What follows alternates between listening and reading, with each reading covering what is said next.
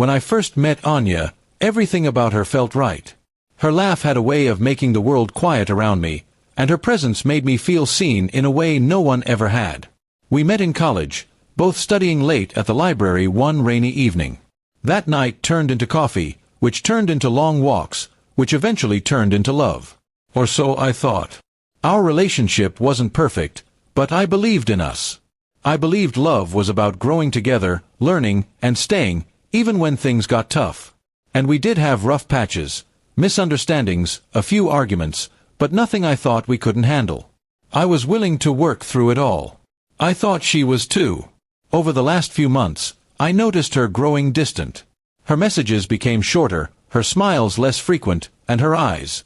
They didn't look at me the same way anymore. When I asked her if everything was okay, she always said she was just tired or busy.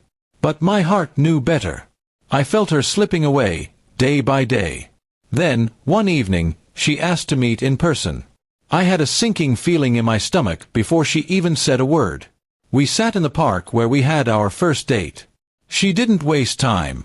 "I don't think this is working anymore," she said softly, almost like she didn't want to admit it herself. I tried to fight for us. I told her I still loved her, that we could fix things. But she just shook her head. The next morning, I opened Instagram. There it was, her latest story.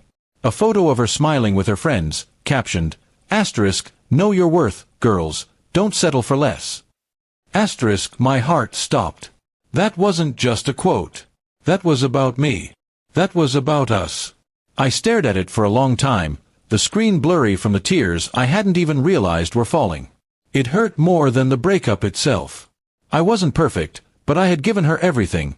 My time, my love, my loyalty. And to be dismissed like I was some kind of mistake she had finally fixed, it shattered me. I felt humiliated, like I had been reduced to a lesson she was proudly teaching others. 4 days, I couldn't eat. Couldn't sleep. My mind kept replaying every moment, every smile, every hug, every night we spent dreaming of a future together. I wondered if any of it had been real to her. If she had loved me at all, or if I had just been a temporary comfort until something better came along. I didn't tell anyone about the post. I just withdrew into myself. Friends asked if I was okay. I lied and said I was. But deep inside, I felt something had died. Not just the relationship, but a part of me that used to believe love was always enough. Weeks passed. Slowly, painfully, I began picking up the pieces.